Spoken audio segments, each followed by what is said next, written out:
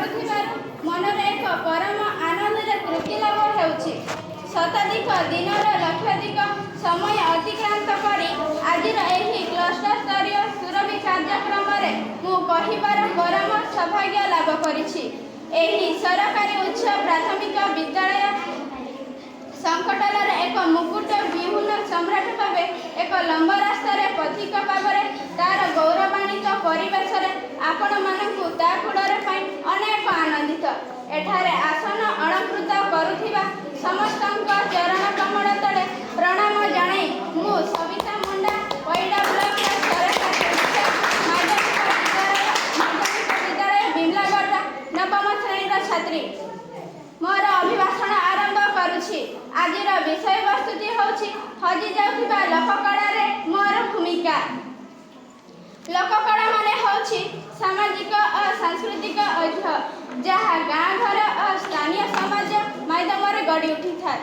ଏହା ମାନେ ସଂସ୍କୃତିର ଗୌରବ ଓ ପାରମ୍ପରିକ ଦେଖାଶୁଣାକୁ ଦର୍ଶାଏ। କିନ୍ତୁ ଆଜିର ଆଧୁନିକ ଯୁଗରେ ଏହି ଲୋକକଳା ଦୀର୍ଘ ଶାସନ ଓ ପ୍ରଚାର ଅଭାବରେ ହଜି ଯାଉଛି। ଲୋକକଳା ବିଷୟରେ ଲୋକଙ୍କୁ ସଚେତନ କରିବା ମୋର ପ୍ରଥମ କାମ। ଲୋକମାନେ ଯେତେବେଳେ ଏହି କଳାର ଆଗକୁ ଆସିବେ ନିଜ ପରିବାର ଜ୍ୟେଷ୍ଠମାନଙ୍କ ମାଧ୍ୟମରେ ଏହା ବିଷୟରେ ଆଲୋଚନା କରିବା ଆବଶ୍ୟକ।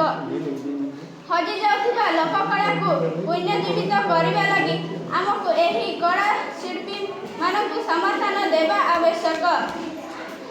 ମୁଁ ଏହା ପାଇଁ ସ୍ଥାନୀୟ କଳାକାରମାନଙ୍କ କାମକୁ ଉତ୍ସାହିତ କରି ସେମାନଙ୍କ ଦକ୍ଷତାକୁ ପ୍ରସାରିତ କରିପାରିବି, ଯାହାଦ୍ୱାରା ଏକ ଯୁବପିଢ଼ିକୁ ବଡ଼ ପରିବର୍ତ୍ତନ ଆଣିପାରିବା। ଆମେ ଯଦି ନୂଆ ପିଢ଼ିକୁ ଏହାର ମୂଲ୍ୟ ଶିଖାଇ ପାରିବା ତାହେଲେ ଏହି ପାରମ୍ପରିକ କଳା ଆଗକୁ ବଞ୍ଚାଇ ପାରିବା। ମୋର ତିନି ଭୂମିକା ହେଉଛି ଆଜିକାଲି ଏହି ଡିଜିଟାଲ ମାଧ୍ୟମରେ କଳାକୁ ପ୍ରଚାର କରିବା, ସୋସିଆଲ ମିଡ଼ିଆ, ଭିଡ଼ିଓ, ୟୁଟ୍ୟୁବ ଏବଂ ବ୍ଲଗ ମାଧ୍ୟମରେ ଆମେ ଏହି ଲୋକକଳାକୁ ବିଶ୍ୱ ପରିସରରେ ପହଞ୍ଚାଇ ପାରିବା। ମୁଁ ନିଜ ଅଞ୍ଚଳରେ ଏକ ଗୋଷ୍ଠୀ ଗଠନ କରି ଏହି କଳାର ସଂରକ୍ଷଣ ଓ ପୁନର୍ଜୀବିତ ନେଇ କାମ କରି ସମୁଦାୟ ମାଧ୍ୟମରେ କଳାର ସଂସ୍କୃତି ଆଗକୁ ବଞ୍ଚାଇ ପାରିବା।